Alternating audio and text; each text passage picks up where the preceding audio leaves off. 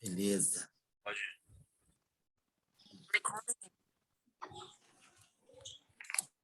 Vamos lá, galera. Vou começar hoje com uma revisão do que a gente viu na vez passada e vamos dar uns passos a mais aí nesse nosso momento do estudo, né? Nós estamos vendo como se consolida o chamado logos cristão. Como é que ele surge? Como é que a racionalidade cristã se estabelece? Então, não é de um dia para a noite, não é assim. Ela tem muitos pressupostos. Uma das maneiras, caramba, tocou aqui. Uma das maneiras da gente estudar isso é com um dado muito básico, que diz o seguinte: como que a filosofia se conjuga com o pensamento cristão? Porque a religiosidade cristã e o saber filosófico de matriz grega, eles não são homogêneos. Então, como é que se dá a possibilidade de pessoas que se convertem ao cristianismo começarem a fazer filosofia a partir do cristianismo e não independente do cristianismo?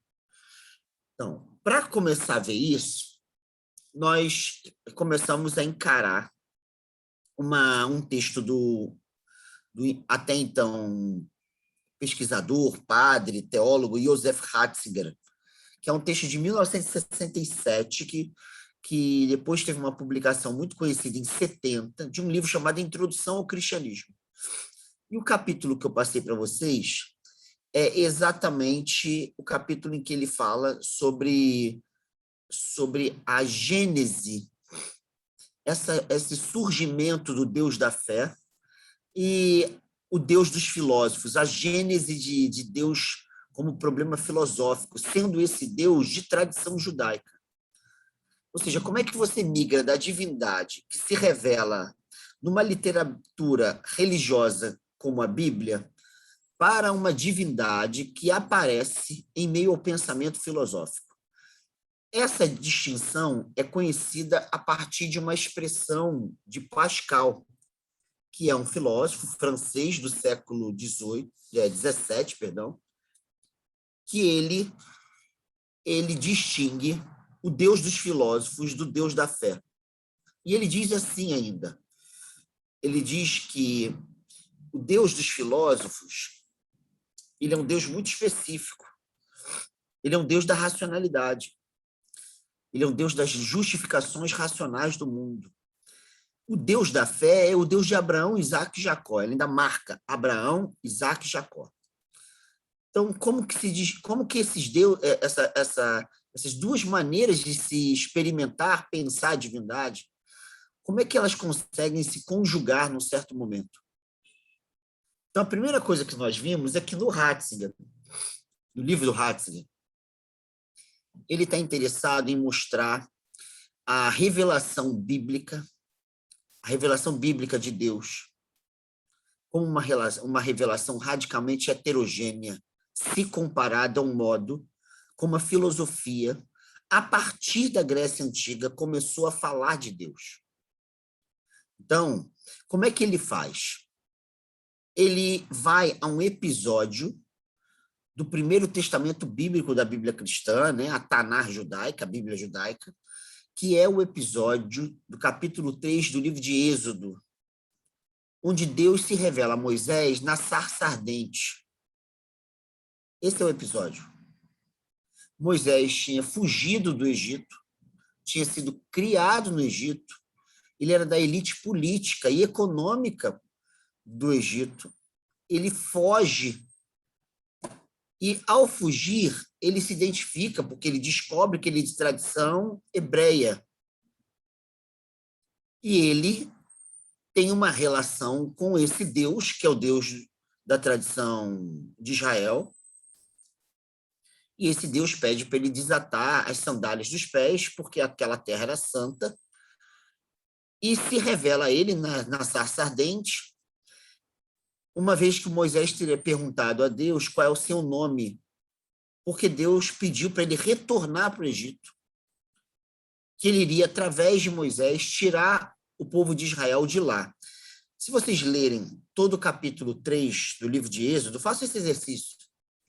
Vocês vão perceber que o que está em jogo lá é uma experiência de uma divindade muito específica, diferente de outras divindades da época, que é uma divindade que escuta o clamor de um povo que está sendo oprimido pela escravidão. E é uma opressão multicentenária. Então, chega esse momento que o Deus de Israel fala, olha, chega, eu vi o clamor do meu povo oprimido pelo Egito. E ele fala, olha, você vai retornar lá e vai dizer que eu pedi para o pessoal sair, que eu vou tirar o pessoal de lá. E ele faz uma pergunta, olha, básica, Moisés. Todos os povos têm seus deuses, e todos os deuses têm nomes. Se perguntarem quem me enviou a eles, o que eu direi? Entende? Essa é a pergunta. E ele diz, olha, na tradução do Ratzinger, eu sou o eu sou. Diga a eles que o eu sou vos enviou. Aí ele diz que o eu sou é o Deus de Abraão, de Isaac e de Jacó. E é assim que é o momento áureo ali dessa revelação. Tem muitos problemas essa passagem. Nós começamos a ver o seguinte, o primeiro problema dela é que Moisés pergunta-se pelo nome da divindade. A gente pode pegar qualquer nome de divindade, Osíris, Oxalá, são divindades. As divindades têm nomes. Primeira coisa, então, é que quando Moisés pergunta pelo nome, ele não pergunta por um conceito.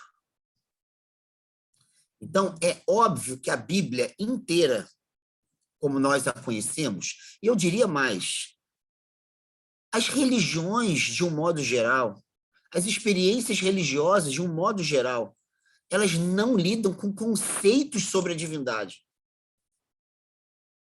Elas não lidam com isso. Elas lidam com nomes de divindades. Por que não? Porque um conceito, segundo, não sei se vocês já estudaram ou estão estudando aí, né, em filosofia, sobretudo em lógica clássica, um conceito, ele é uma definição terminológica da essência de algo. Se eu chegar e dizer assim, conceito de ser humano, ele aparece numa definição de ser humano. A mais tradicional, que é uma tradução latina, né, do latim, de uma expressão grega de Aristóteles, é animal racional. Isso é uma definição bem clássica. Você fala assim, o que é o ser humano? Animal racional. Isso é o conceito de ser humano. Você tem outros conceitos de ser humano. Subjetividade,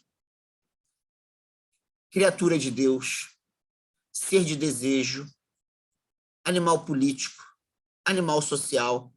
Todas são definições que caracterizam um conceito ou vários conceitos de ser humano. As experiências religiosas, em geral, não há experiência primária conceitual. Um transe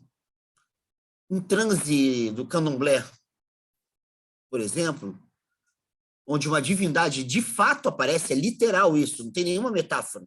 A divindade vai lá e aparece. A Yansan vai lá e aparece. Aquela Yansan específica aparece, está lá. E se abraça, né? Dança. Não aparece um conceito sobre a Yansan, entende? Então, a questão é bem básica, assim, olha, o que aconteceu ali?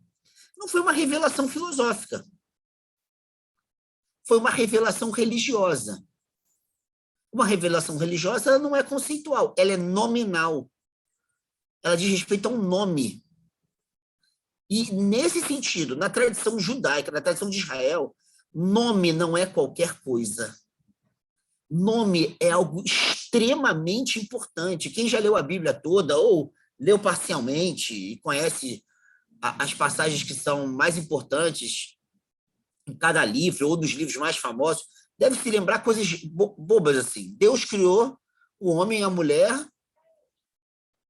e a criação como um todo. E aí deu poder dos seres humanos nomearem a criação. Nomearem. E diz lá que eles estão num jardim e que eles vão ser jardineiros, eles vão cuidar dali. E eles vão ser capazes de nomear os seres para submetê-los, é assim que está dizendo. Então, dar nome na tradição de Israel, no caso da criação, quando a gente dá um nome, a gente estabelece uma relação de cuidado e de domínio. Muito interessante o texto. Mais um dado.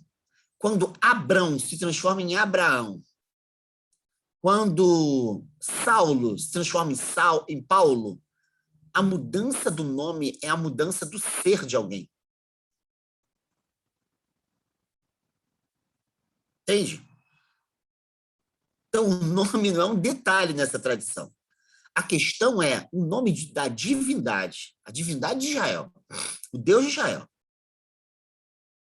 Um nome, já vou sintetizar isso. Tem muita coisa escrita sobre isso, sabe? Eu dei para vocês um texto, mas são milhões de textos sobre isso. Muita gente pensou sobre isso. Então, para ser bem resumido, eu diria o seguinte: em relação ao Deus de Israel, o nome ele nunca é uma posse. O nome ele é um clamor. Eu chamo por Deus. Ele é um vocativo. Vocês conhecem o vocativo na estrutura gramatical. Português, né? Mas sobretudo grego e latim, você tem uma figura chamada vocativo. Português também. Português, francês, as línguas neolatinas. Então você tem quando você vai chamar alguém, fala assim, Sofia, isso é um vocativo. É uma interpelação. Significa que, ao interpelar a divindade, nós não nos apossamos da divindade. Nós clamamos por uma relação. É isso que está em jogo no nome de uma divindade. E é mesmo. É só pensar a estrutura de uma oração. Alguém vai fazer uma oração, vai rezar, vai fazer uma prece. O que faz? Chama. É assim que começa qualquer oração. E por mais que você comece sem falar, sem chamar a divindade, você está falando de você. Ah, olha, minha vida está uma merda, o mundo está uma merda, minha filha. De repente você fala assim, expressões como, ó Senhor, ou meu Deus, você está chamando. É isso, é um vocativo. Você vai em algum momento chamar. Chamar para quê? Para uma relação. É isso. Não é para uma caracterização teórica, não é para uma definição. Entendeu? Entendeu a diferença? Por que isso parece muito relevante? E tem uma parte do texto que o Ratzinger vai fazer questão de parar e falar sobre o nome. Por que Moisés está interessado pelo nome? Porque para a tradição judaica, o nome caracteriza a especificidade de uma relação. Seja nossa com os outros seres criados, seja nossa entre nós mesmos aqui, entre os próprios seres humanos, que se chamam. E ao se chamarem, o vocativo, ele mostra quem alguém é,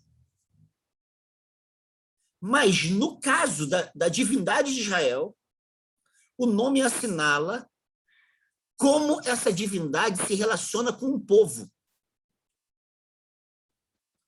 Por isso, a expressão Deus de Abraão, de Isaac e de Jacó. Em hebraico, era a expressão Elohim. Era assim que se chamava, antes dessa revelação específica lá de Êxodo, o Deus de Israel. Uma expressão difícil de traduzir, Elohim, porque é uma expressão que está para além do singular e do plural. É uma expressão difícil, estranha de se traduzir. Mas como é que é a revelação do nome do Deus de Israel na passagem de Moisés? É o verbo ser em hebraico. Ayah. Uma vez eu tenho um amigo, eu tenho alguns amigos de tradição judaica, mas eu tenho um amigo que é rabino. Hoje ele trabalha com Newton Bonder, mas ele era o rabino aqui da ARI, Associação Religiosa Israelita de Botafogo. E ele me chamou para eu dar umas palestras sobre pensamento judaico contemporâneo. Então, eu falei sobre Hannah Arendt, Hans Jonas, Martin Buber, Levinas, autores que eu tenho uma certa leitura e gosto. Assim. E eles ficavam muito interessados, assim, porque eles conhecem, já leram alguma coisa, mas as questões filosóficas, não, claro que não é da área deles. Me chamaram. Um dia eu estava discutindo com ele, antes, no gabinete dele, na sala que ele tinha lá, eu estava discutindo o verbo ser em hebraico. Exatamente falando isso. Olha, eu li alguma coisa sobre a questão de Deus se revelando a Moisés, eu queria saber como que vocês pensam, tá? E ele falou, olha, é uma expressão em hebraico que é de difícil tradução, porque você tem várias possibilidades de tempo verbal. Então, é como se Deus estivesse falando assim, eu sou quem fui, eu sou quem serei, eu sou quem estou sendo. E é mesmo, e o Ratzinger faz questão de dizer, eu sou. Tudo isso é possibilidade de tradução. A questão é o que é o verbo ser ali. Porque está dizendo respeito a um nome e não a um conceito. Em tradição filosófica, a gente diria, está dizendo respeito a uma relação e não a uma ontologia. Então, na tradição filosófica cristã, essa passagem vai ser interpretada como uma revelação de cunho filosófico. Deus estaria fazendo uma ontologia. Ó, eu sou aquele que é, eu sou eu sou o que serei, eu sou, entende? O verbo ser estaria se confundindo com a noção grega de ser. Só que essa passagem não diz isso. E isso chama a atenção do Ratzinger, como de todo mundo que estuda hoje essa passagem. Ela diz respeito a algo muito louco, porque é uma tautologia, no certo sentido. Né? Vem cá, qual é o seu nome? Eu sou o que sou. Isso é uma tautologia. O predicado é a mesma coisa que o sujeito. É isso mesmo. É quase pedra é pedra. Então, no primeiro momento, esse nome divino é uma recusa. Recusa quê? A se transformar no que os nomes que nós damos aos seres, em geral, os nomes que nós nos damos, a esse modo de nós nomearmos a realidade, que é uma invocação controladora. Então, a primeira coisa que os estudos apontam é o nome de Deus não é bem um nome no sentido tradicional da palavra. É uma nomeação que recusa ser chamado para ser controlado. Essa é a primeira coisa.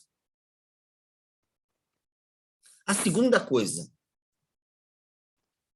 é que essa nomeação ela diz respeito a uma relação diferente do modo como as divindades de povos circunvizinhos a Israel, o modo como essas divindades apareciam para essas outras tradições culturais.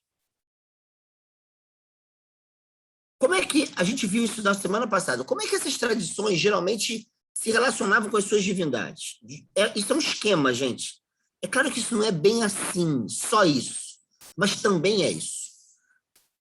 A maior parte das divindades se relacionava a partir dos ciclos naturais. Eram divindades reduzidas a movimentos naturais. Por exemplo, ao movimento do mar, dos rios, das árvores. Eram divindades localizadas em certos acontecimentos naturais. O vento, a chuva e assim por diante. Essas divindades, elas são interessantes.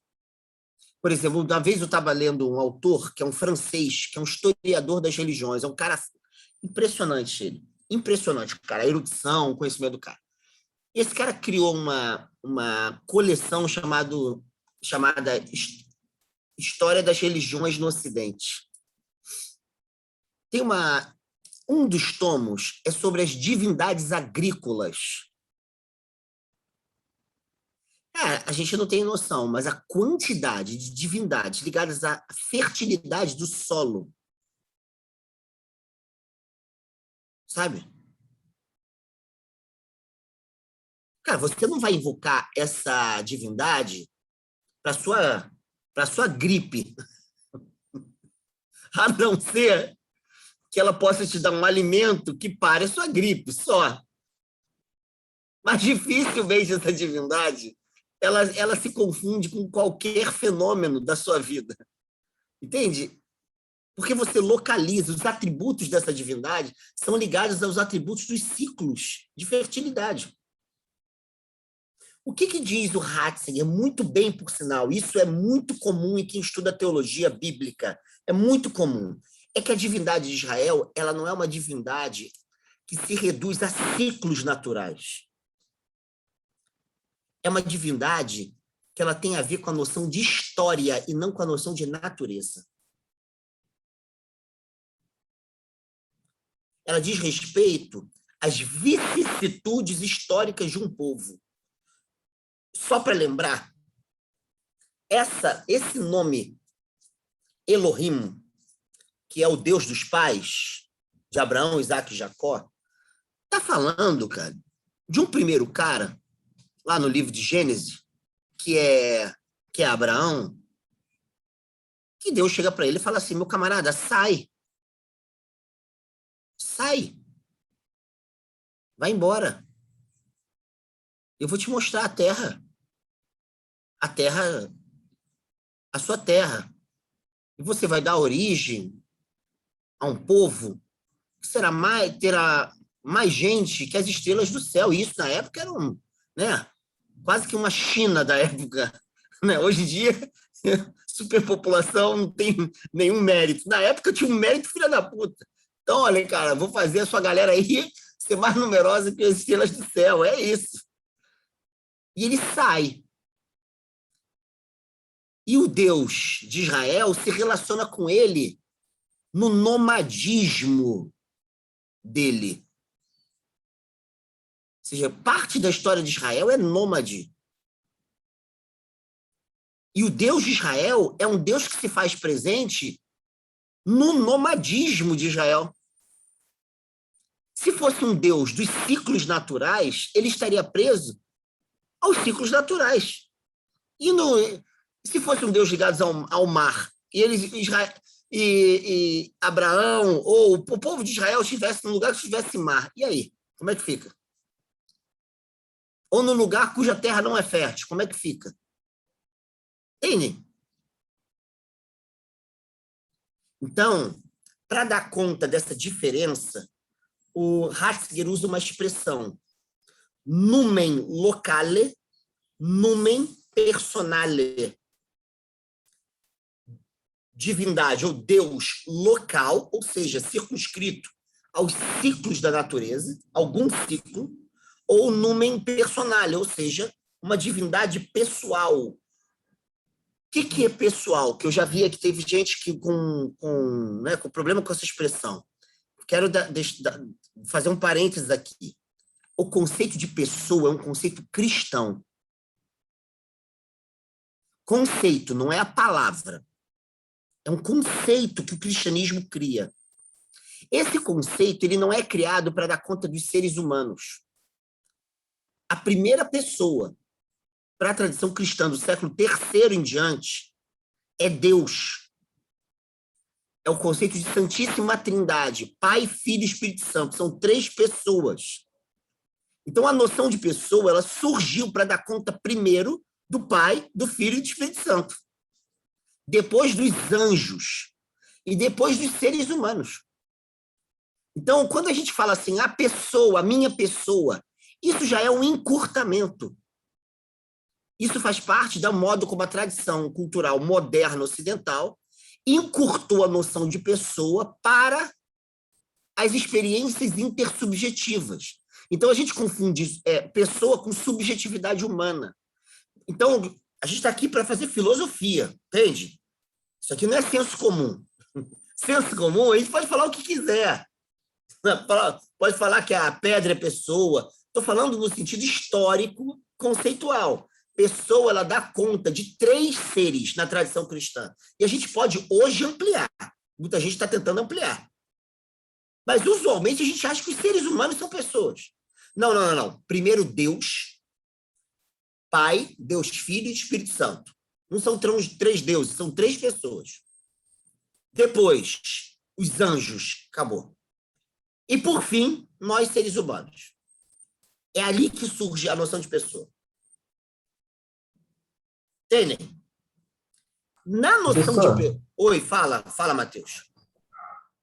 será que essa primeira pessoa, segunda pessoa, tem a ver com o português, a conjugação dos verbos, que a Não, gente não, não, chama não. de primeira, segunda, terceira pessoa, né? Não, não, não, não. Isso tem a ver... Não, não, não, não. Isso não é um problema gramatical, não. A gente Mas, só chama de pessoa por causa da noção de pessoa. É o contrário. Isso não é um problema gramatical, não. Isso surge primeiro em latim. É um cara chamado Tertuliano. Entende? Então, por isso que eu estou dizendo, não é uma questão gramatical, não. É um conceito. A gente usa gramaticalmente por causa do conceito, que é um conceito originariamente cristão. Entenderam o que eu quero dizer? Quando a gente fala, por exemplo, o conceito de dignidade é um conceito cristão. O conceito de livre-arbítrio é um conceito cristão. Não adianta procurar em Platão, tá? Você não vai encontrar livre-arbítrio. Podem falar o que vocês quiserem. Literatura espírita não está certo. Você não encontra. Isso é datado. Você tem um lugar onde, e um momento onde isso surge. Então, a noção de pessoa surge com um cara chamado Tertuliano, que é um padre cristão ocidental latino, ou seja, a língua dele é latim. É ali que surge a ideia de persona, como conceito, não como palavra. A palavra existe, o conceito não. Entende o que eu quero dizer? Então, isso é diferente. Por quê? Porque eu posso falar assim, a terceira pessoa, estou falando que o cachorro é ele. Mas isso não é o conceito de pessoa. Entendeu o que eu quero dizer? Pessoa é um conceito técnico. Hoje, muita gente tende a expandi-lo. Ontem mesmo eu estava preparando aqui um encontro para pós-graduação hoje, né? Que é 10 horas minha aula. Um pessoal, e a gente está tendo uns estudos lá sobre espiritualidades decoloniais. Então, tem uma parte que hoje a gente está estudando o conceito de espírito. Então, é o conceito de espírito. Eu estava lendo ontem uns textos aqui para preparar, e uma das coisas que eu estava vendo é como que a noção de espírito é uma noção relacional, e como que há autores que tendem a pegar essa noção e expandir a noção de pessoa ou de subjetividade, que se reduziu na modernidade ao ser humano, tanto pessoa quanto subjetividade. E pensar que uma pedra, de alguma maneira, pode ser considerada pessoa. Uma árvore pode ser considerada sujeito e pessoa, e assim por diante. Mas isso é uma tentativa de transformação da maneira originária desse conceito se estabelecer, entende? Então, é um problema conceitual. Então, o que interessa para a gente aqui é que a noção de pessoa, ela é uma noção, primeiro, relacional. Relacional. Então, a gente se relaciona com muita coisa. Muita coisa. Mas a gente se relaciona com muita coisa que não é pessoa. Por exemplo, o copo no qual a gente bebe. Uma pessoa é um centro à luz do qual, ele é um centro vivo à luz do qual uma relação se estabelece. Pessoas não são objetos. Pessoas são fontes de significação. São instâncias circuladoras de sentido.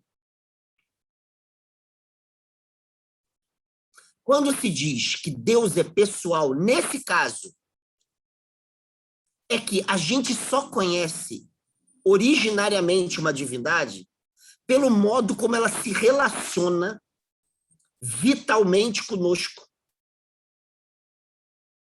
Uma divindade não é um objeto inerte que a gente representa mentalmente. Ela é uma relação viva que estabelece significação no nosso caminho. Ao chamar a divindade judaica de Numen Personalia, o Ratzinger está querendo dizer o seguinte: essa divindade que se revela a Moisés, a partir do verbo ser em hebraico, ela não está circunscrita ao espaço e o tempo. Ela não se fecha no ciclo das águas, do solo, das rochas, dos ventos, das chuvas. Mas o fato dela não se reduzir ao espaço e o tempo não quer dizer que ela não se revele no espaço e no tempo. Que ela não se relacione conosco no espaço e no tempo. Então, ninguém conhece uma divindade como ela é em si, independentemente da relação conosco. A gente só conhece uma divindade a partir do modo como ela se relaciona conosco. Se relaciona. Por isso, o caráter pessoal da divindade. Entende? Estou falando no sentido técnico, gente. Não é falar... É porque a gente acha que pessoa, nesse caso, é uma projeção da nossa pessoa. Não, não, não, não. Pessoa é um centro vivo de relação significativa. É isso que eu estou querendo dizer. Olha, que eu não estou dando nem a definição mais tradicional de pessoa, só para vocês entenderem o que o Ratzinger está dizendo. Entendem? Ele está dizendo isso. Uma divindade é uma relação viva. Não é um objeto inerte que a gente representa conceitualmente, mentalmente. Entende? Essa relação é fonte de significação. As pessoas choram, as pessoas se modificam, as pessoas abrem outros horizontes de compreensão da vida e assim por diante. Entretanto, o que ele quer dizer é que uma divindade pessoal e não local, ela não se reduz ao espaço e o tempo, porque ela pode se manifestar relacionalmente em qualquer espaço, em qualquer tempo. Tem uma palavra, em português a gente usa, essa palavra é rara, mas tem gente que usa, literariamente usa. Tem uma palavra boa para entender que tipo de tempo a gente experimenta nessa relação pessoal com uma divindade que não se esgota no espaço e no tempo. A palavra que se usa é intemporalidade, com letra I, intemporalidade, que é diferente de atemporalidade. Uma atemporalidade significa ausência de tempo. Muita gente acha que a eternidade é isso, ausência de tempo. Intemporalidade significa se manifestar no tempo, se modificar no tempo, mas não se exaurir no tempo. Atravessar o tempo, se manifestar e se renovar no tempo, mas não se exaurir no tempo. Entendem? Então, uma divindade se relaciona conosco de modos renovados. Entende? Por isso que a relação se renova. A modo da divindade se manifestar na relação se renova. E isso se dá onde? Onde nós estamos, no caso da divindade de Israel. No tempo em que nós estamos vivendo. Entretanto, não se exaure no espaço e no tempo.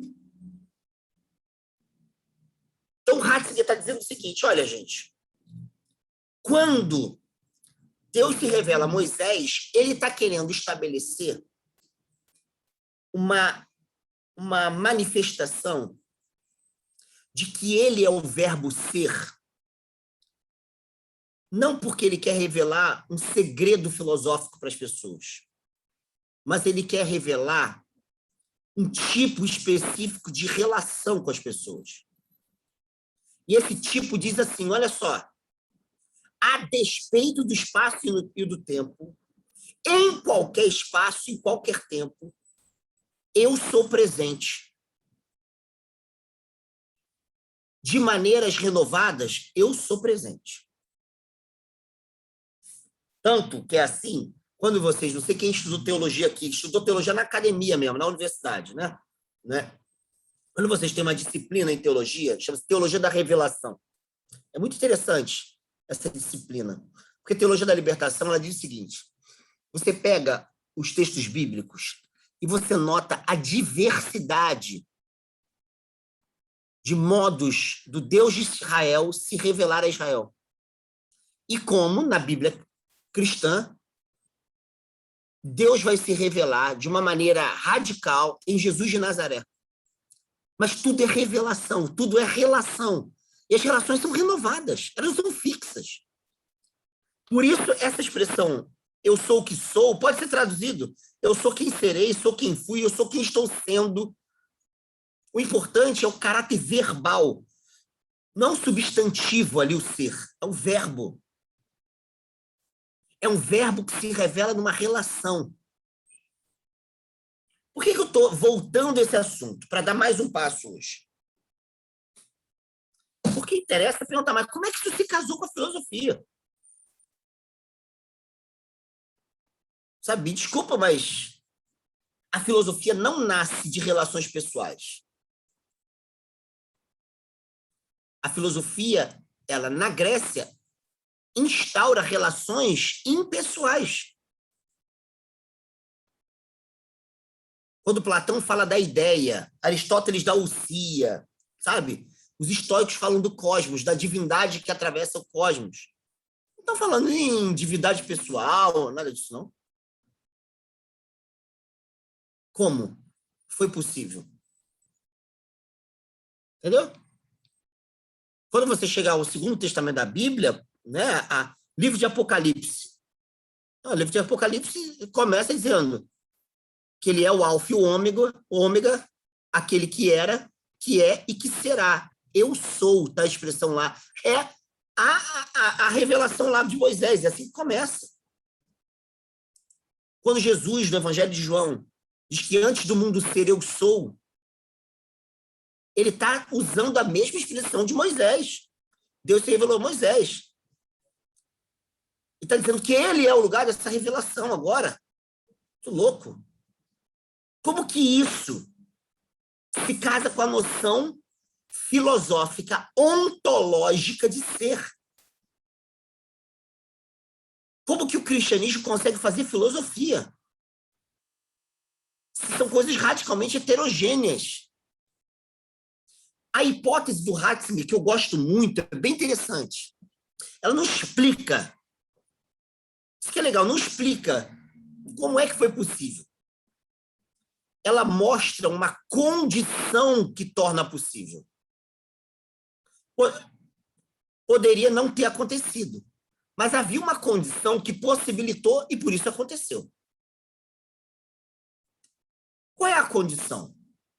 Eu vou dizer aqui que é bem legal isso. A primeira condição é a seguinte. O Deus de Israel, ele está dizendo, olha, eu sou presente, de maneira renovada. Eu sou presente. Independentemente se faz chuva ou se faz sol, se tem alta, a cheia do mar ou não, do rio, eu tô. Eu me dou. Eu me relaciono. Em outras palavras, a despeito da transitoriedade dos fenômenos naturais e históricos, eu estou com vocês. Entenderam? É claro que esse eu estou é uma relação. Eu estou. É quando a gente fala assim, olha, ontem eu estava falando com uma amiga minha, amigona minha de Petrópolis. O pai morreu agora, final de semana. E aí estamos batendo papo, ela está lá falando, né, das coisas que foram sérias, a morte foi uma morte meio ruim e tal. E eu falei assim, ô fulana, estamos juntos. Se você precisar, estamos juntos. A gente vai se falar, não vamos nos largar. Quando a gente fala isso, a gente está falando exatamente algo análogo ao que está em jogo lá. Olha só, você conta comigo, minha mão está contigo aí, cara. Nesse momento aí de dor, você não está sozinha. Entende? É isso que a gente está dizendo. A gente está falando de uma presença que é uma presença relacional e viva. E que, a despeito da transitoriedade desse momento, a despeito dela estar chorando ou estar rindo, eu estou junto, eu sou amigo. É isso que a gente quer dizer quando a gente fala com uma pessoa num momento desse. É isso. Algo análogo acontece lá com a divindade de Israel. Entretanto, tem algo análogo a isso na tradição filosófica, que começa com os pré-socráticos. Eu não sei se vocês estudaram isso. Pré-socratismo. Os grandes autores pré-socráticos. Mas se vocês lerem Anaxímenes, leiam. Ele deixa claro um dado bem interessante. A filosofia pré-socrática, ela surge com uma iconoclastia. A filosofia pré-socrática fala em divindade. Às vezes até usa nome de deuses, que a tradição homérica e de Hesíodo também usa. Por exemplo, Zeus. É comum. Vez por outra em Platão, alguém fala assim, por Zeus, Sócrates. Ou Aristóteles, na Ética Nicômaco, falar Zeus, aparecer do nada. Você fala, caraca, um filósofo falando de Zeus. É isso mesmo. Fala. Mas não fala para defender Zeus, não. Se apropria da expressão e usa. Quando vocês leem, espero que vocês leiam, a gente não vai ter tempo para isso. Quando se vocês forem ler Anaxímenes chega e fala assim, olha só, se os bois pudessem falar, eles falariam que os seus deuses têm a face de um boi.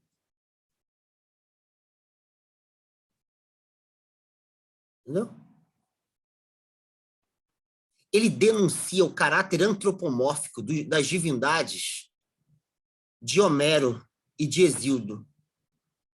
E ele diz, literalmente, que as divindades de Homero, elas nascem daquilo que há de mais baixo no ser humano.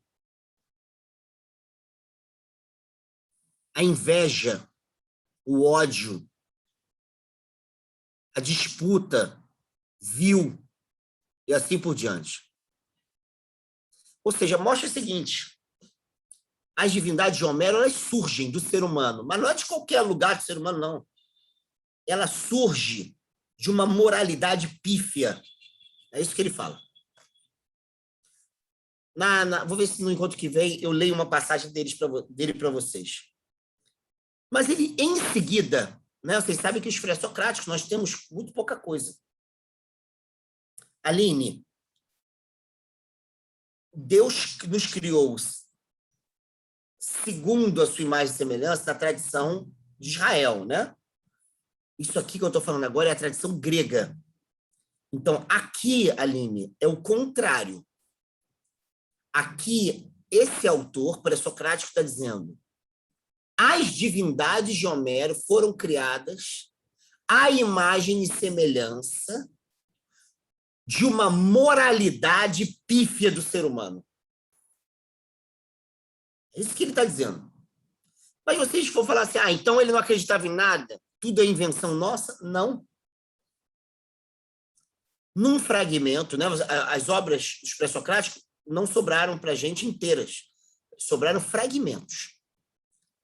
Num fragmento, que geralmente ele é colocado depois desses fragmentos, onde ele critica os deuses e deusas homéricos, ele fala sobre a divindade num sentido positivo.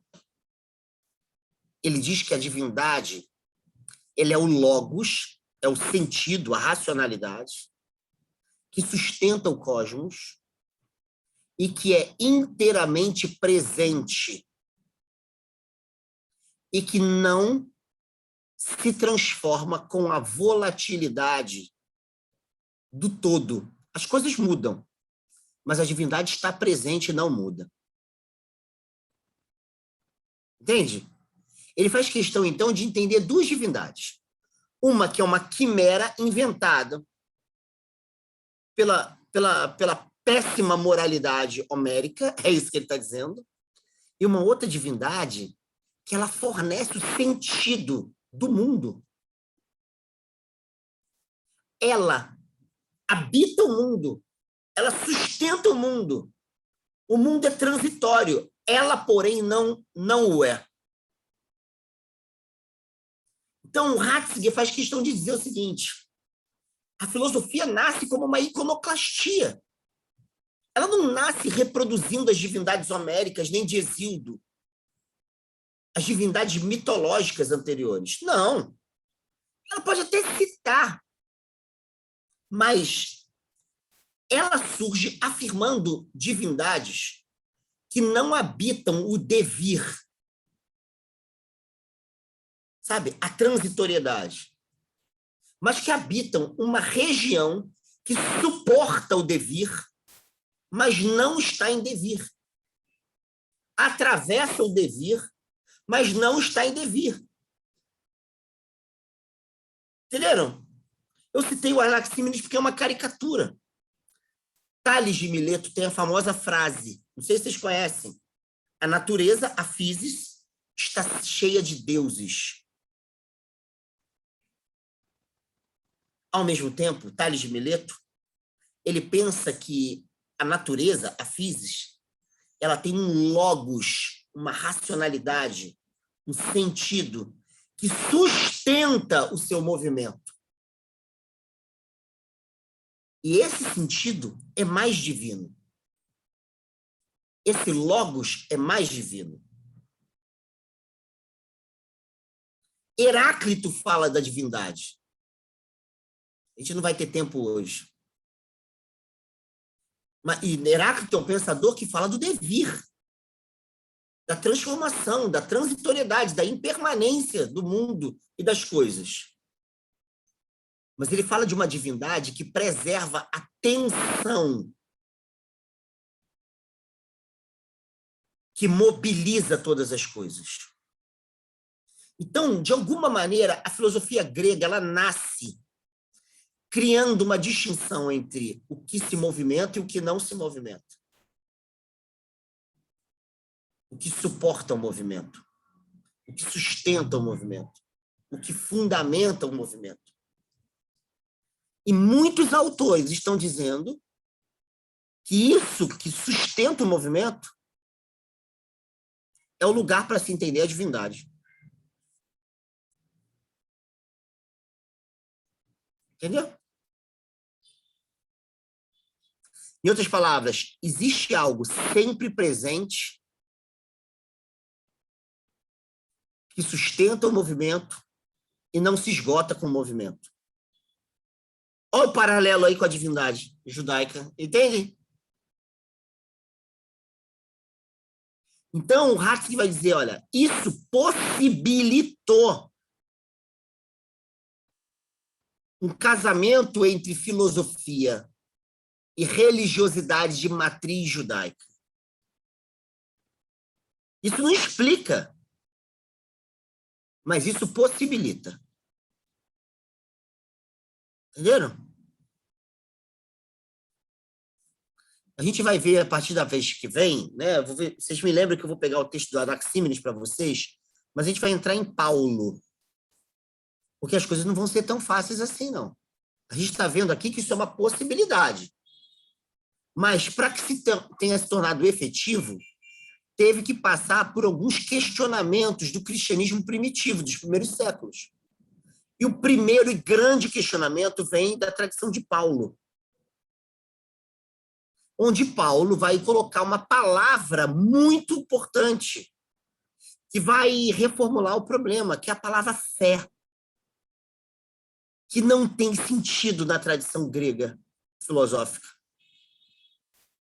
A palavra pistis, da onde vem pisteuo, crer, existe em Platão, mas ela tem a ver muito mais com enganação do que com verdade. Então, vai ter alguma coisa estranha. É claro que existem semelhanças entre a relação do Deus de Israel com o seu povo e a relação entre ser e devir nos pré-socráticos. Claro que tem. É isso que o Ratzinger está querendo mostrar. Entretanto, o que a gente vai ver a partir do Paulo mas tem um outro problema. É que, para a tradição judaico-cristã, a fé é lugar de verdade. Não é o pensamento no sentido greco-filosófico. Como fica a relação entre pensamento e fé? A fé precisa do pensamento filosófico? Entenderam?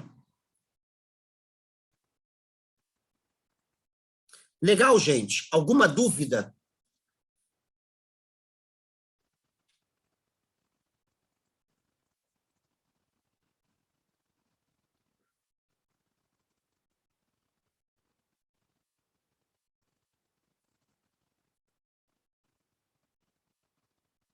Ah, sim. Olha, eu só estou vendo o seu telefone. 53391, sei lá. Mas eu diria que essa sua fala, a gente vai ver que é a primeira epístola de Paulo aos Coríntios. No texto que eu mandei para vocês, que tem lá no Drive, eu reproduzi essa passagem. A gente vai ler essa passagem.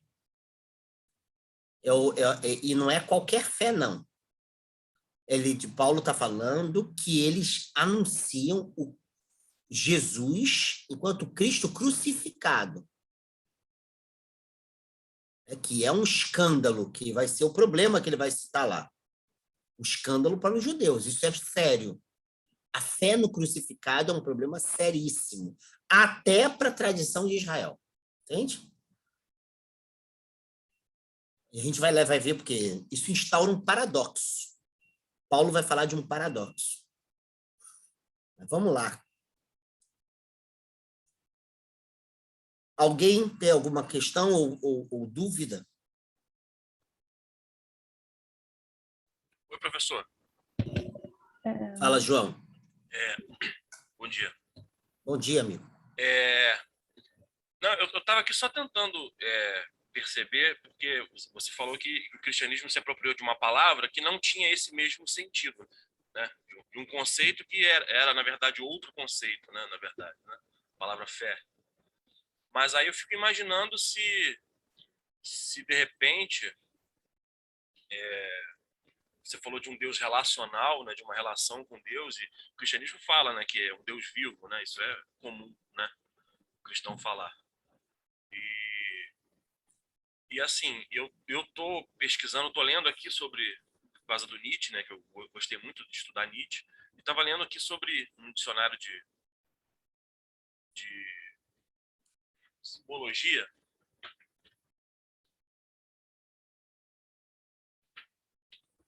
sobre sobre Dionísio, né, na Grécia, sobre esse culto à divindade Dionísio e tal.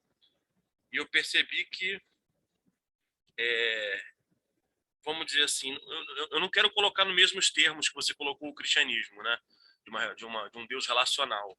Mas existe uma relação aqui com uma divindade que é uma relação,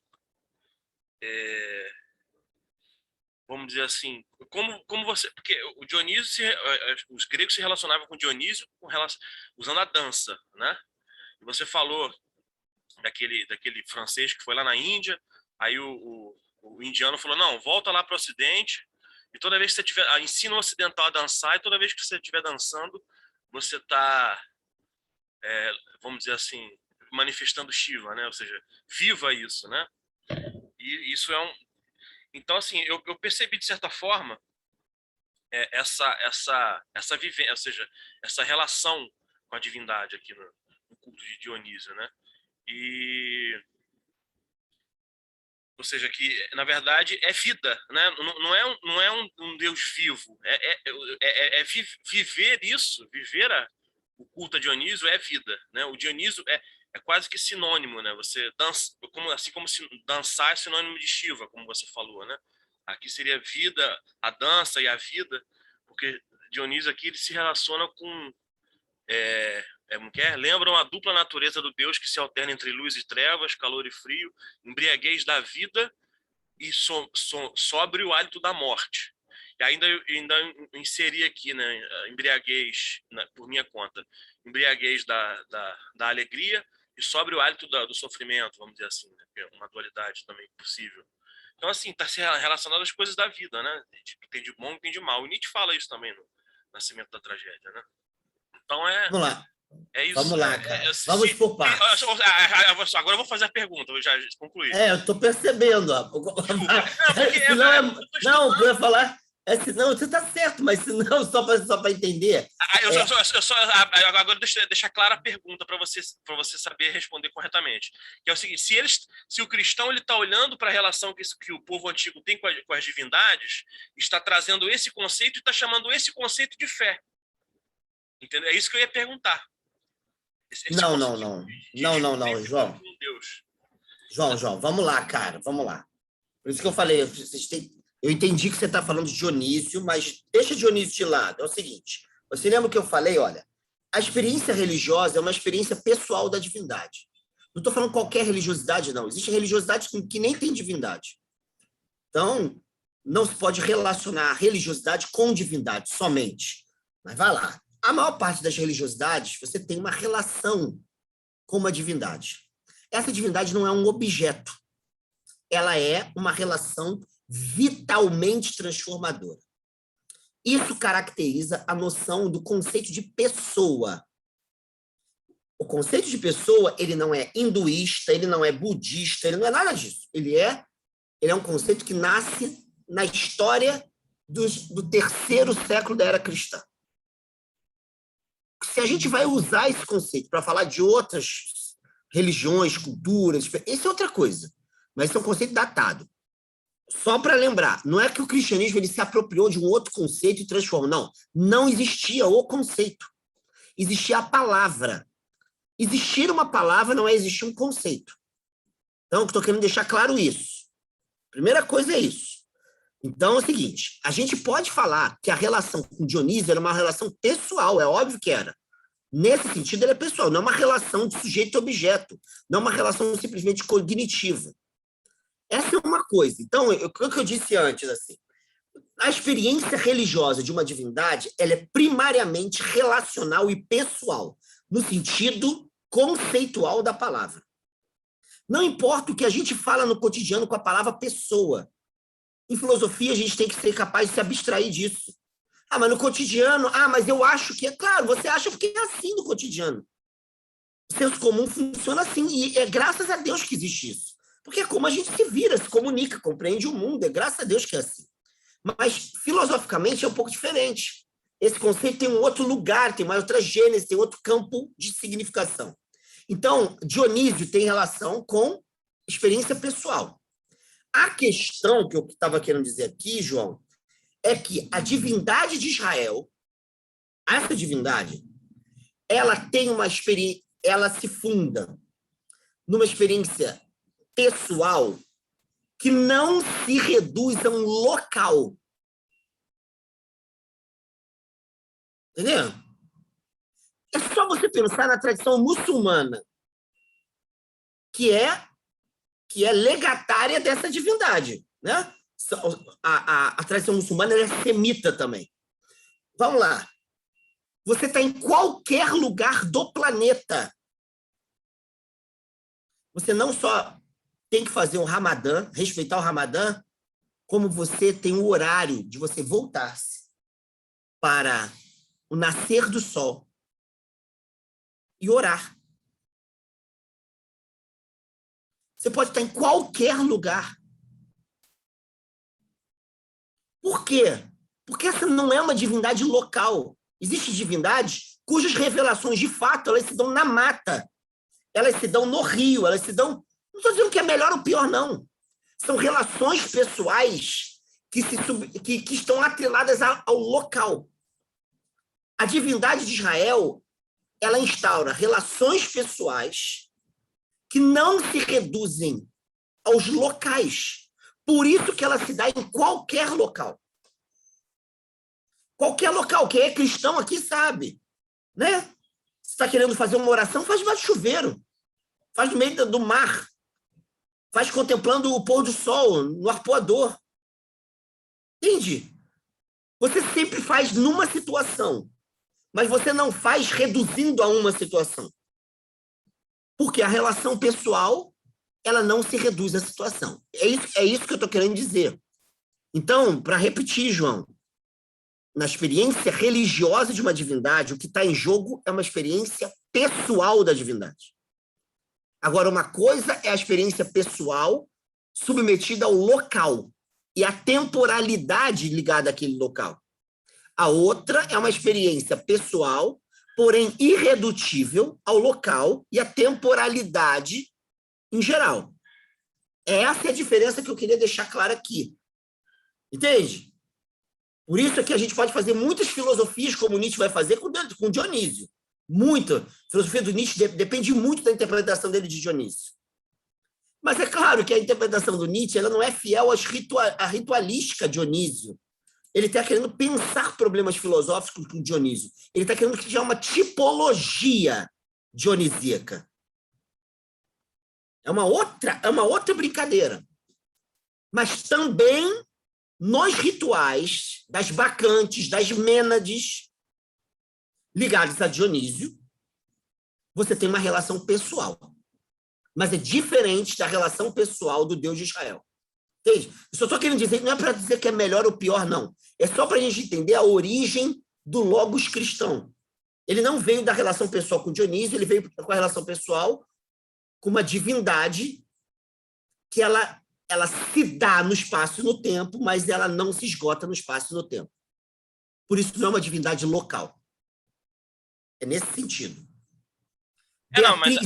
Mas aí assim, vem só a derivação, né, do que você está falando. E será que não existia alguma divindade grega, como no caso talvez Dionísio, não sei, mas que não se limitava a um local? Como aqui, hoje em dia nós temos no Brasil, né, Iemanjá, todo mundo faz a oferenda aonde? No mar. Né? Nunca ouvi falar de outro lugar que se faz, né, oferenda em Iemanjá. Então, será que não tinha na Grécia um deus que não se limitava a isso?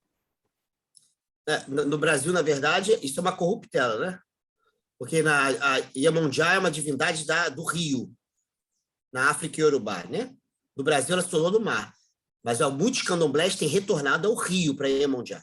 Muitos, eu conheço alguns. Mas vai lá, mas só para dar um detalhe. Não, o que eu estou querendo dizer, João, é que é claro que muitas divindades, elas não se... você pode ter um transe de Iemanjá que não tem relação com o mar, pode se dar aqui em casa, como se dá nos terreiros. Muitos terreiros não têm nenhuma relação com o mar, né? Conforme você falou. O problema é que a divindade de Israel é uma divindade que está relacionada à história, às vicissitudes históricas de um povo, e não aos ciclos cósmicos. Isso faz muita diferença. Entende? Eu estou dizendo que é bom ou mal, não é isso, não. É para respeitar lá o problema que a gente está vendo, é só isso. Uma coisa é uma divindade histórica, outra é uma divindade dos ciclos naturais. Pronto. Que pode se dar em vários lugares, porém, ela tem a ver com ciclos. Isso aqui é importante, segundo a literatura que a gente está lendo. É só para compreender isso. Desculpa, quem ia falar? Eu vi que tinha duas pessoas. A Bia e mais uma pessoa que levantou a mão e depois saiu. Quem era? Quem está querendo falar agora é a Estel. A Estel, fala, Estel. Então, o que eu vejo de diferença também entre o que o colega João botou sobre Dionísio e esse Deus de Israel, principalmente de Abraão, assim, de Moisés, no caso, mais conhecido, porque quando ele pergunta quem é você, quem é esse Deus, e ele fala que ele é ele, simplesmente, eu sou eu.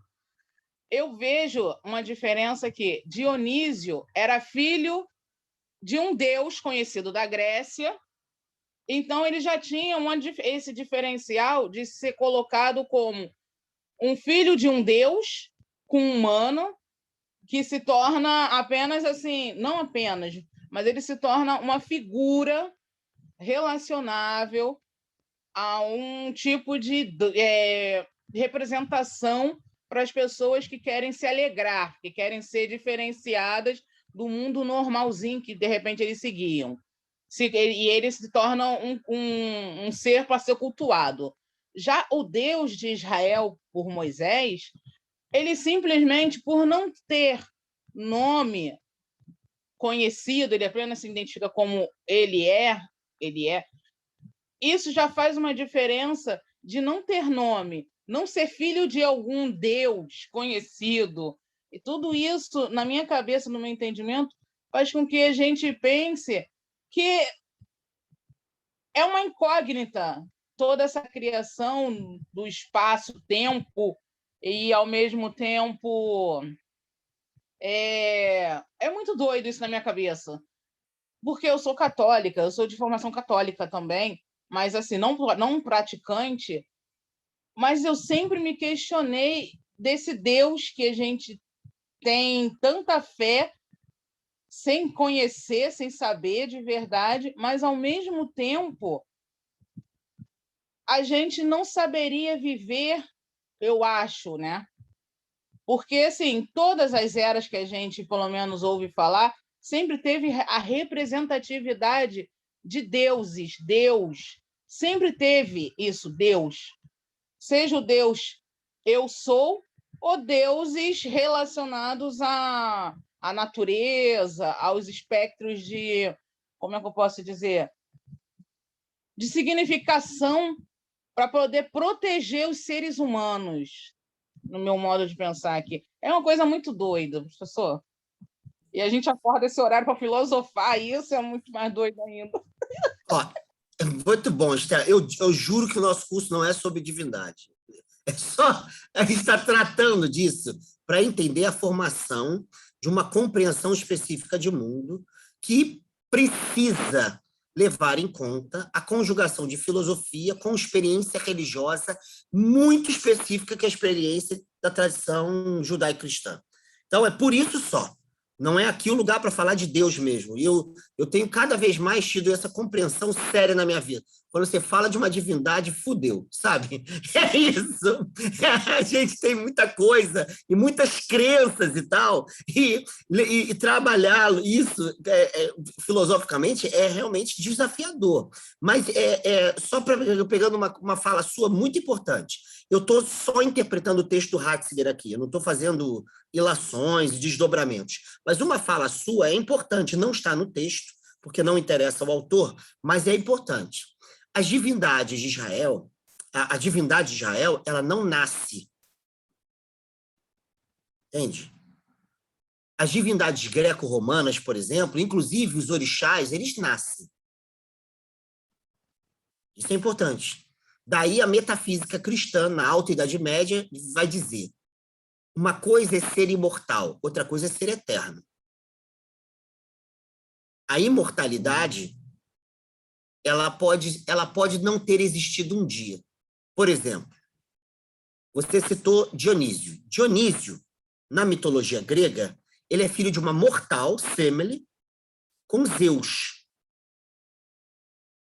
Cara, isso é uma aberração, porque o filho de uma mortal com uma divindade é um herói, é um semideus que é mortal, não é imortal.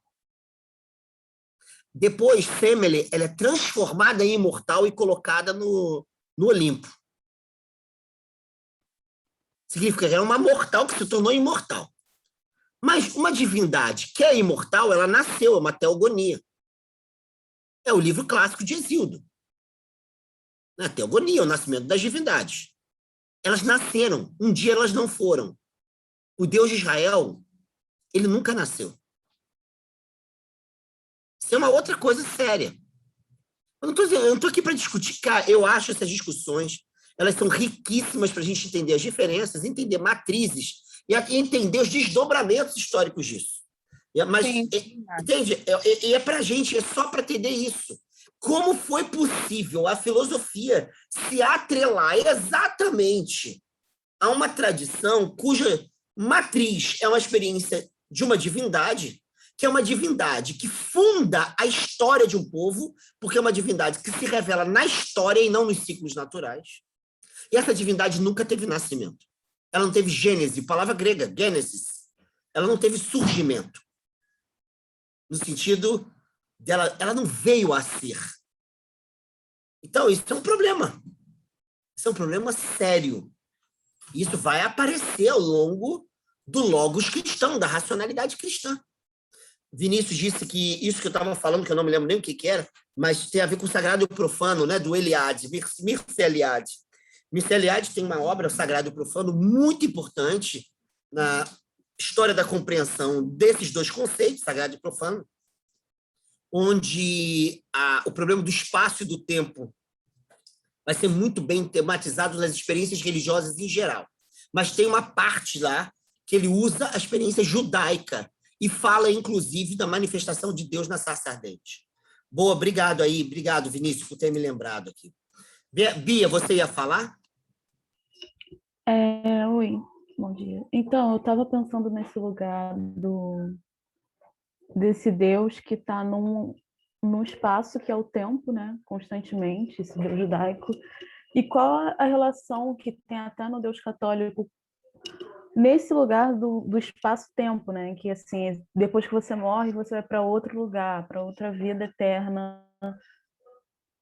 E como isso se relaciona, assim, toda essa questão do ser e dentro de um espaço, entendeu? De que, tipo, esse Deus está num espaço que sempre foi, sempre é, sempre será, e você vai chegar naquele espaço e enquanto você está aqui, você tem que louvar essa pessoa que está nesse lugar metafísico, né? Assim, como que isso se relaciona com a filosofia, com a vida eterna e esse lugar perto de Deus?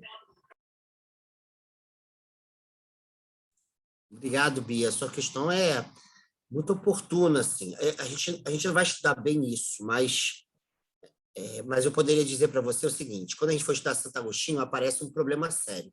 Santo Agostinho ele cria um conceito muito conhecido chamado pecado original. Esse conceito não é bíblico, isso não está na Bíblia, mas é um conceito derivado de uma interpretação dele da queda de Adão e Eva, né, lá do jardim paradisíaco e tal. Esse conceito ele dá uma margem para a gente entender o que você quer. É porque o que vai acontecer na tradição cristã é que a tradição cristã ocidental, sobretudo, vai ver o problema do abismo entre seres humanos e a divindade de Israel, que se revela agora numa plenitude, segundo a tradição cristã, em Jesus de Nazaré. E qual é o abismo? O abismo chama-se pecado. E o pecado ele deixa de ser um mero conjunto de atos que transgridem uma lei cuja fonte é Deus, e ele se torna uma condição histórica. Então, na tradição cristã ocidental, o pecado ele é a marca qualitativa da história. A grande parte da história de Israel não conhecia a palavra ressurreição, mas não conhecia a ideia de vida após a morte. Entenderam? Muita gente acreditava na ressurreição, mas não tinha ligação com vida após a morte. A noção de vida após a morte, enquanto uma noção bifurcada, na maior parte das vezes, em céu e inferno, ela é tardia. E ela é uma noção problemática, muito problemática, diga-se de passagem. Mas, de certa maneira, o que ela quer é mostrar que há uma experiência específica de plenitude que não conhece o abismo do pecado. E há uma experiência radical de frustração que não concebe a possibilidade de reconciliação, que é o inferno. Entendeu? Então, nesse sentido que a gente chama de escatológico de céu e inferno, como vida após a morte, o que não é necessariamente um problema da Bíblia. Quero dizer isso de novo. Mas esse imaginário, ele é posterior. E ele vem resolver essa questão.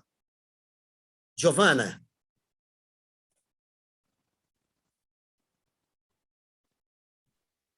Oi, tá dando para ouvir? Estou te ouvindo, sim. Tá, então, eu não sei se é uma boa pergunta, mas essa questão de Deus ele se manifestar no espaço-tempo, dá para dizer que ocupa esse espaço-tempo materialmente? Não sei se seria assim, tipo, corpos, objetos, talvez, não sei. Giovana, a sua pergunta é boa, assim. Tem textos da tradição bíblica onde isso é ambíguo. Ele se manifesta no vento, mas também, muitas vezes, o vento não o manifesta. A tradição bíblica é uma tradição estranha. Por mais que a gente ache que a gente naturalizou culturalmente, ela é estranha. Porque, por um lado, a divindade ela se dá aqui e agora. Por outro, ela não se reduz ao aqui e agora. Mas há um problema muito sério na divindade de Israel, que historicamente, vem do século VI a.C., com o exílio da Babilônia, que foi terrível, quase acabou o idioma hebraico, por exemplo. Quase.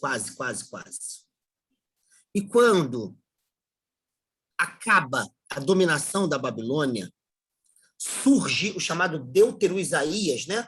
Chamado Segundo Isaías, está no livro de Isaías isso, que apresenta a divindade de Israel como a divindade verdadeira. E as outras divindades como divindades falsas. Então, surge um problema muito sério, que vai ser projetado para trás, inclusive no relato da criação. Inclusive em Moisés, que é o problema da idolatria. A idolatria, que a gente geralmente fala assim, uma imagem de Deus, que a gente acha que é um ícone. O ícone, né? O ícone artístico. O ícone artístico tem nada a ver com idolatria. Né? A palavra ídolo é uma palavra que não se confunde com ícone. Existem essas duas palavras no Segundo Testamento da Bíblia, que elas são gregas. Eidelon, né? E eikon, ídolo e ícone. Um ídolo é qualquer coisa que não seja a relação pessoal com Deus de Israel, que funcione como se fosse absoluto. Funcione. Tornou-se absoluto é um ídolo. Então, qualquer coisa pode ser ídolo na tradição de Israel. Qualquer coisa. Um pensamento pode ser ídolo. Você pode ter uma idolatria de caráter sexual. Você pode absolutizar um código moral e transformá-lo em ídolo. Qualquer coisa pode ser um ídolo. E, portanto, uma falsa divindade. Qual é a diferença, segundo Deutero-Isaías? É que ídolos não nos libertam. Então, toda a experiência da divindade de Israel, ela vai ser interpretada como qualitativamente investida. Você tem que entender a qualidade daquela relação. Então, não é só uma relação, é uma relação qualificadora. Ela gera um modo específico de ser. Ela gera um como se vive. Ela gera... Se há opressão, não é a divindade de Israel. Isso é um dado clássico, apesar das pessoas se esquecerem. Mas é um dado clássico e óbvio. Então, por isso é que, por um lado, Giovana, você está certo, a divindade de Israel ela pode se dar na sua relação com a árvore, mas ela não pode ser a árvore. Ela pode se dar na relação sexual, mas ela não pode ser a relação sexual. Entendeu? Entendeu a ambiguidade? Essa ambiguidade é fundamental para entender o problema. Entendi sim. Não, tá, entendi. Obrigada. Nada, que isso? É porque eu pensei, tipo, se pode ser, poderia não ser, mas é confuso. Eu tô tentando entender. Obrigada, Cabral. Não, Giovana, se quiser, a gente tira. Se eu puder ajudar, eu ajudo. Mas é meio problemático mesmo. Entendi. Obrigada. Ó, vocês trabalharam os pré-socráticos, Giovana? Vocês estudaram os pré-socráticos com alguém? Sim, no primeiro período Quem deu aula para vocês? foi o... James? Putz, não lembro. Foi o James e acho que teve também... foi o James, tá certo. Uhum. Beleza. Eu não lembro. A Inês, os dois são meus amigos, Inês e James. Olha, só para lembrar um dado interessante. Há um conceito central na literatura pré-socrática que é arqué, que a gente chama de princípio, né? Arqué, eu sempre uso uma imagem para entender a arqué grega, que talvez facilite, Giovana, a gente entender esse problema que a gente está falando aqui. Pensa no olho d'água. Sabe o olho d'água de um rio? A nascente de um rio. Onde está surgindo o rio. Sim. A água do olho d'água, aquela que surge, que brota ali, pá, naquelas pedrinhas, surgiu. Né? Ou naquela terra, surgiu. Aquela água que sai dali, ela vai atravessar todo o rio e ela vai desembocar no mar. Significa o seguinte, que a gota d'água que cai no mar é a água do olho d'água. Por isso que princípio não é começo. Começo, por exemplo, é o que uma bola de sinuca faz com as outras bolas. Ela bate, para, e uma relação de ação e reação vai produzindo os efeitos, segundo a força, né, da bola que começou o movimento. Mas a bola que começou o movimento, ela não participa de todos os movimentos de todas as bolas, não. Ela participa do primeiro movimento, depois ela sai. Isso é começo. Princípio significa que você irrompe algo e isso que fez irromper atravessa todo o movimento, todo o desdobramento daquilo que ele mesmo iniciou. Então, o princípio, olha só que loucura o princípio. No fim, que é a água caindo no mar, no fim está o princípio. Isso é arqué. Entendeu? O princípio, ele se revela lá no fim, quando ele vai atingir o mar.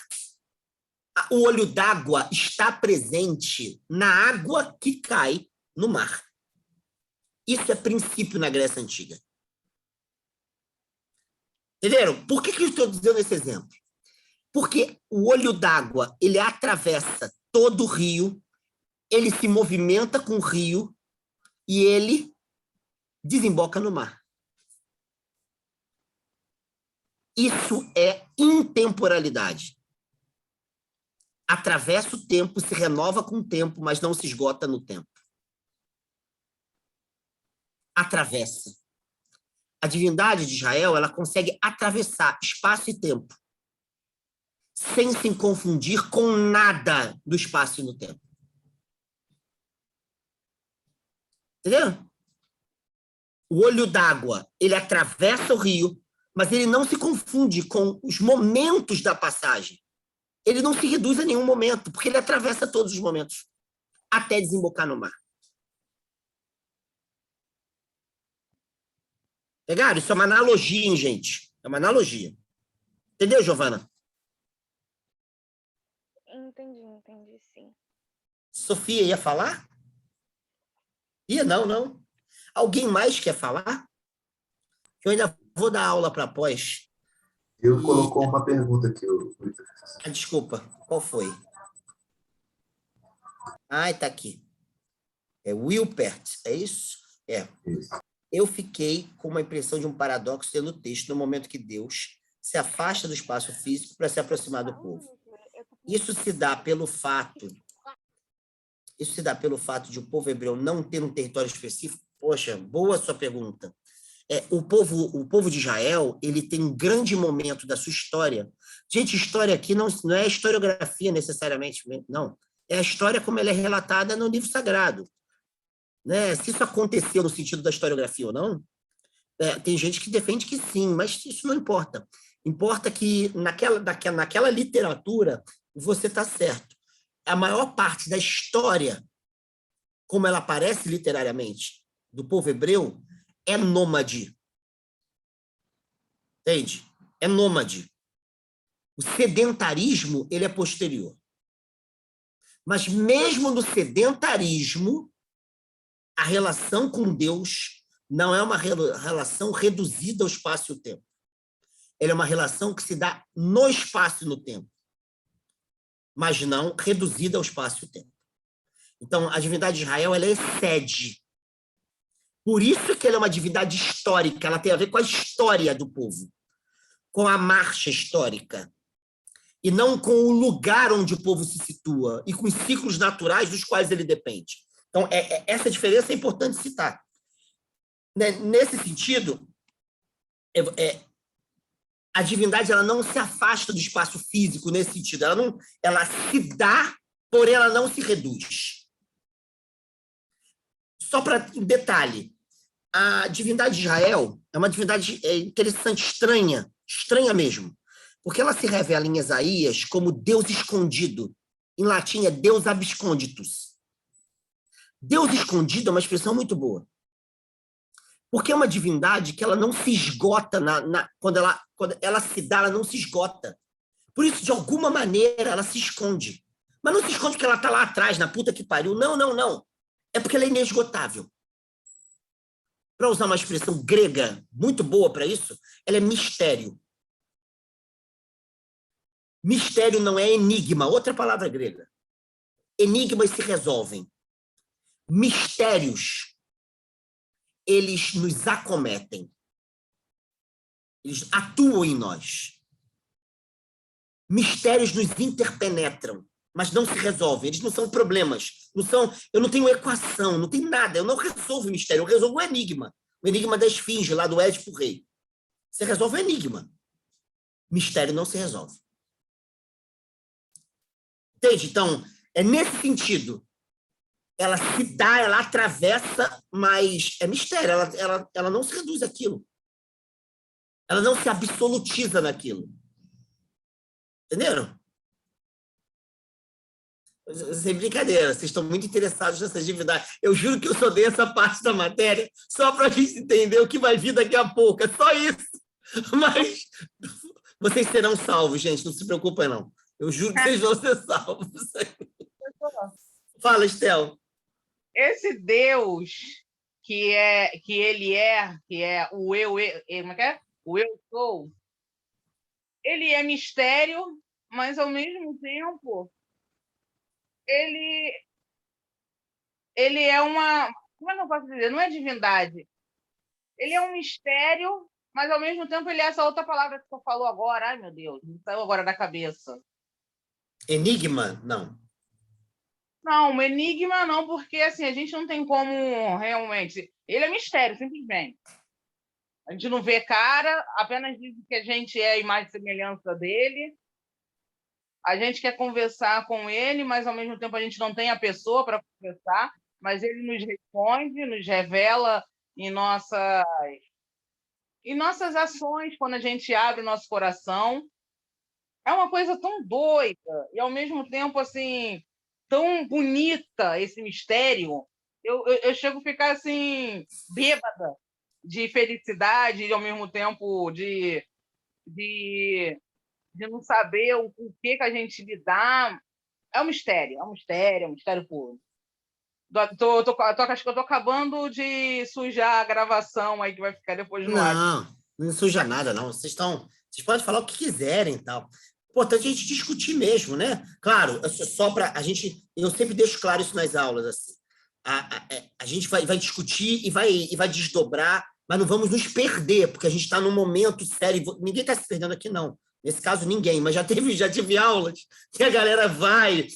Teve uma vez que o cara começou a ir para o tarô. Eu falei, meu amigo, vamos voltar aí Vamos voltar aí. Hoje não é o dia do tarô, não, cara. O tarô a gente vai. Né? Tarô não, foi astrologia, não me lembro o que é. Eu falei, depois a gente volta para isso em outro momento, mas né, só para a gente não se perder. Mas ninguém está se perdendo aqui, não. Tá tudo bem tranquilo mesmo, né? São dúvidas mesmo, né? As pessoas chegam, a gente tem uma carga cultural de conhecimento que, quando a gente lida com um texto, olha que esse texto é simples, hein? Tem textos mais duros, assim, né? Com a linguagem mais árdua, mas é um texto que é simples na formulação, mas ele é complexo no conteúdo. Então, realmente, isso nos toca, assim. Eu diria o seguinte para você, Estelo, segundo o texto, a gente sempre se relaciona pessoalmente. Deus é pessoa, no sentido técnico da palavra. O que é pessoa? É fácil você entender isso aqui. Agora, de uma outra maneira, quando a gente faz uma pergunta assim, o que a Sofia é? Geralmente a gente está perguntando qual é a profissão dela. Essa pergunta, o que algo é, ela vem da Grécia, chama-se titó. Titó.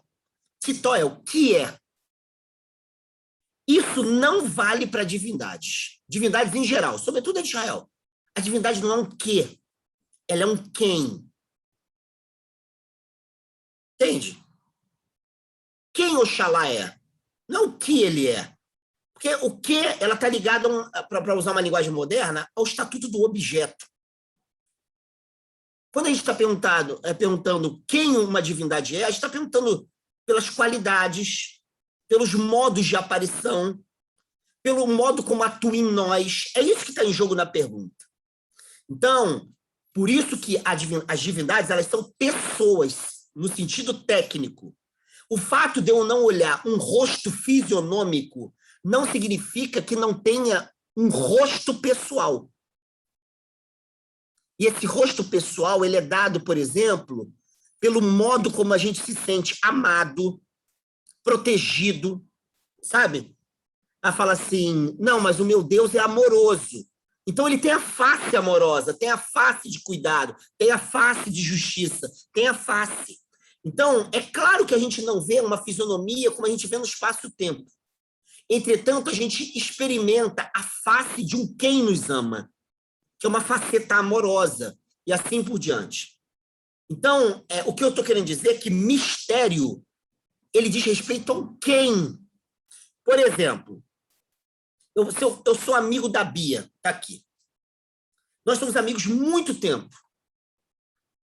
Por mais que eu conheça a Bia não se reduz ao que eu conheço dela. E, nesse sentido, ela é mistério. A inesgotabilidade da Bia se revela no fato de eu conhecê-la muito, mas eu jamais serei capaz de capturá-la com o meu conhecimento. Então, o mistério ele não significa algo que eu não tenha conhecimento. Não, eu tenho conhecimento. Só que o meu conhecimento ele não consegue aprender, capturar.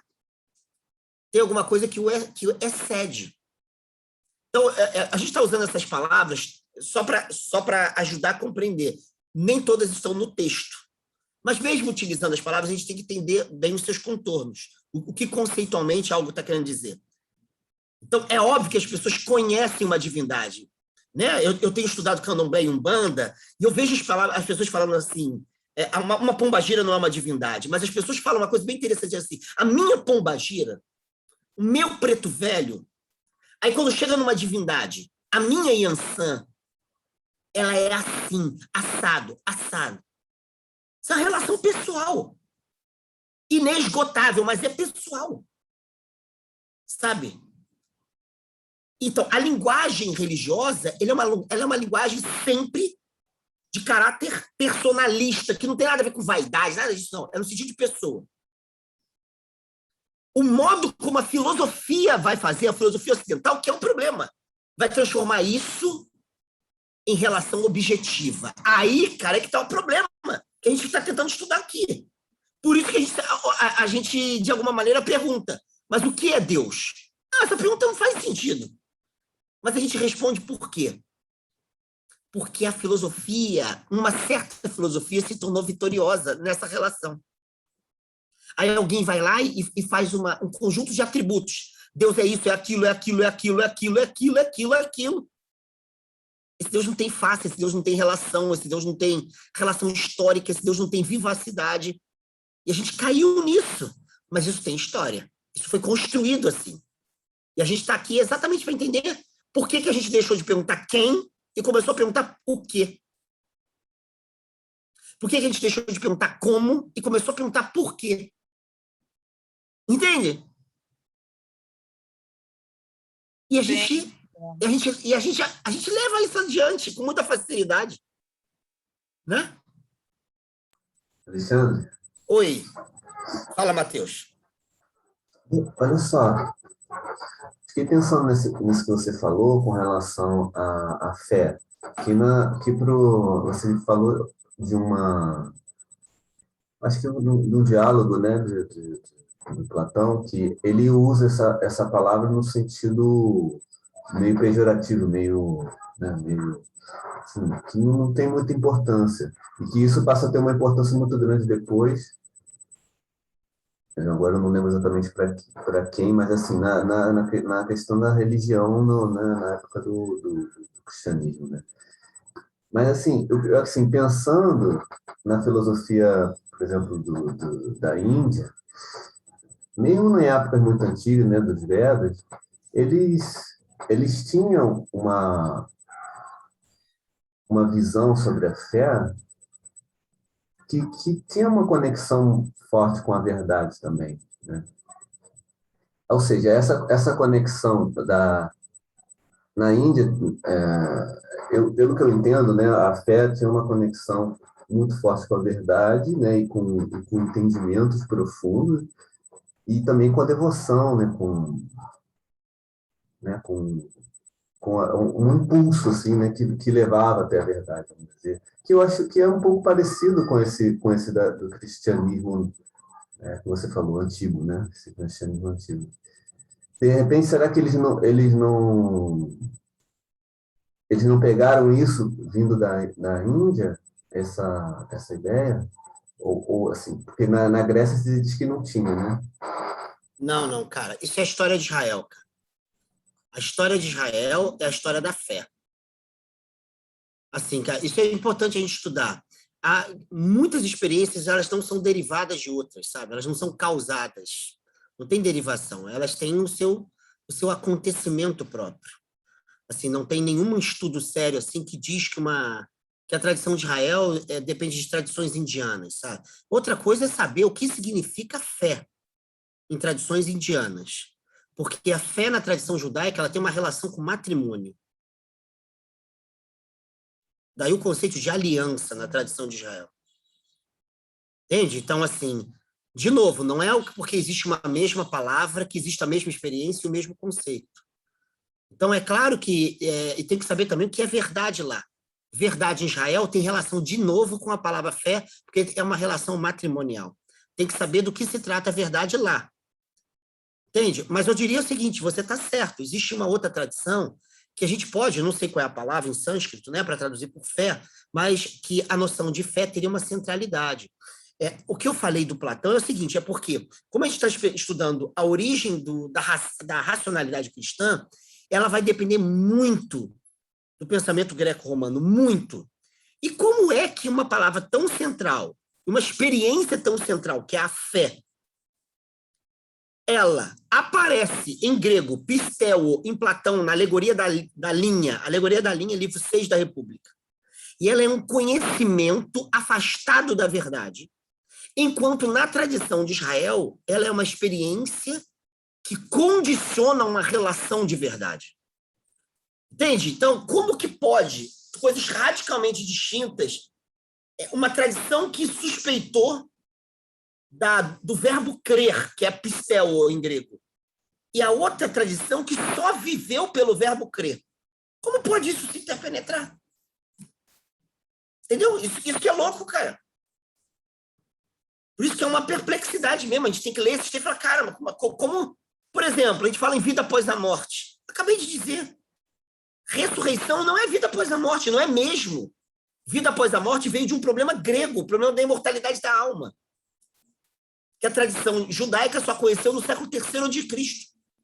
Vem dos órficos, passa por Platão, depois pela tradição plotiniana, né, neoplatônica, e segue.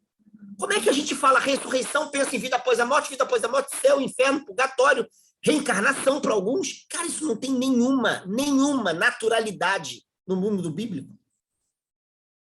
O mundo bíblico funcionou muito bem durante muito tempo sem pensar isso. Como que a gente hoje fala isso com tanta facilidade, entende? São construções históricas. Difícil de entender. Quando a gente fala corpo, alma, espírito, carne, termos antropológicos da Bíblia. E aí fala, o corpo morre, a alma continua. Isso não tem nada a ver com a Bíblia. Nada a ver com a Bíblia. Nada a ver, nada a ver, nada a ver. Ressurreição não tem nada a ver com a alma. Nem com o espírito, tem a ver com o corpo na Bíblia. Corpos ressuscitam. Entendeu que loucura que eu estou dizendo? É porque é um outro universo mesmo. A nossa proposta aqui do curso é como que surgiu o Logos cristão que vai casar Judeia com Grécia, Judeia e Atenas, sabe? Isso que é o problema. Entende? Judeia e Atenas se casaram, cara. Porra! E pior que deu certo esse casamento, não tinha nada para dar certo. Esse é o problema. Tinha que ter se divorciado antes. Porque até agora a gente está lutando contra isso. Porque é difícil. Porque isso venceu a história. A história ocidental ela é feita da vitória da Grécia se casando com a Judeia e o Logos cristão se formando como um Logos central. Isso é ruim, isso é falso, não é isso, não está em jogo isso. Isso se formou. Se formou e a gente usa esse aparelho de compreensão até hoje. E vai bem, obrigado. É isso que a gente está tentando estudar.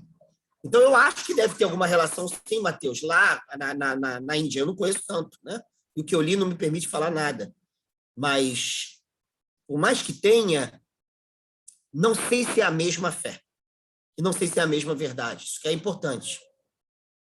E derivar, eu sei que não deriva. Derivar, assim, uma da outra, a gente não sabe nem se teve relação, mas se teve, não, ela não necessariamente ela é relação de derivação. Por exemplo, Gilgamesh, o relato de Gilgamesh, é que ajudou a dar origem ao relato da criação do mundo em 6 dias e o descanso de Deus no 7º. Hexameron, né? O famoso Hexameron, a criação de 6 dias. Então, muito disso está no Gilgamesh, mas é radicalmente diferente. Radicalmente diferente. A criação do sábado como dia do descanso está ligada a uma situação de um povo escravizado e não do escravizador, entende? Isso muda todo o relato. Só um detalhe que eu citei agora. Isso não aparece lá. Então, o relato da criação não é um relato para dizer de onde veio o mundo, que foi causado por... Ele é um relato que se deu em uma condição escravocrata. E tem um propósito muito interessante de emancipação. Entende? Então, a construção se deu com a influência do Gilgamesh, mas não é Gilgamesh. Muito doido isso, né? Vamos lá, galera. Olha, eu tenho muita coisa para fazer. Muito bom estar com vocês. Vocês têm muitas questões, estão sem o link. Professor, eu vou ter que sair. Eu também vou ter... sem o link para os textos. Poderia me enviar novamente? Eu não tenho o link dos textos. E eu mudei de celular, eu não consegui fazer backup de nada. Se alguém tem no tiver... grupo do WhatsApp, Vinícius. Aí, Vinícius. Tá lá, Vinícius. Viu? Eu já nem tenho mais. Eu perdi tudo por causa do meu celular. Então, Vinícius, o pessoal botou lá. Beleza? Ó, leiam. Vamos, semana que vem, começar o problema paulino. E aí o bicho pega. Tá? Estamos devagarzinho. Uma boa semana para todo mundo. Bom final de semana para todo mundo. João, Sofia, Bia, Matheus, todo mundo. Beijos. Valeu, professor. Tchau, professor. Você falou para ler o quê na próxima semana que vem? Os textos de Paulo que eu coloquei lá no Drive. Tá? Tá, valeu. Abraço. Oi. Tchau, galera. Valeu, professor. Tchau a todos. Tchau, beijo, tenha um ótimo dia.